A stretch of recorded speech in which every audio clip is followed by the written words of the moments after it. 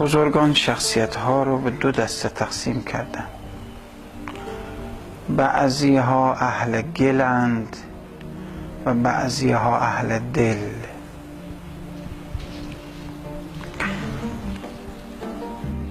یکیش رفته یکیش مانده، که خداوند یکی مانده ای رو حفظ بود.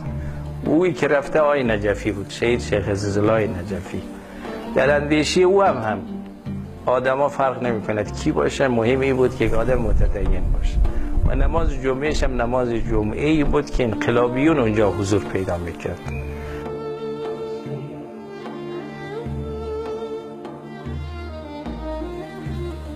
خب همون جاغا رو هم زدم تا بردم اون خانه و از اون آمدم بردم به معبد، از معبد بردم به قندهار.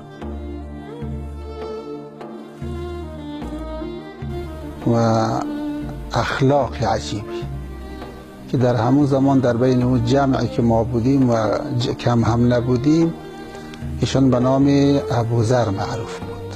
واقعا خب ایشان در همین کهولت سنی بالای 100 و چند سال با خانمش همراهی میکنند، یعنی همکاری با خانم در منزل، در کارهای منزل.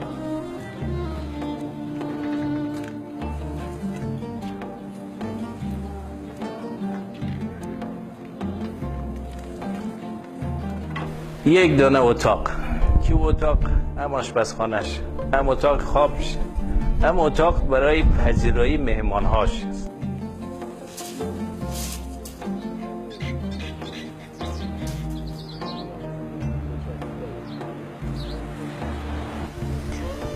به معنای واقعی ایشون روحانی هست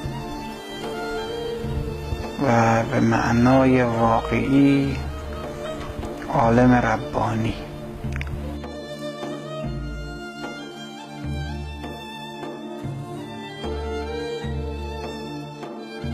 ما خودم با خدا و سید شهدا سپرده بودم، جناب همی صلوات هر چی بگی علمی بود.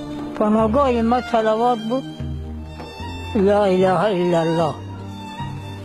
ور یک حدیثی معتبری از زبان امام صادق که هر کی مشکلات و سرگردانی و چیزا دست و صلوات و لا اله الا الله، اگر خدا قبول کنه تقریبا صلوات از جمله باقیات صالحات. قبر قیامت انسان و دست خود انسان.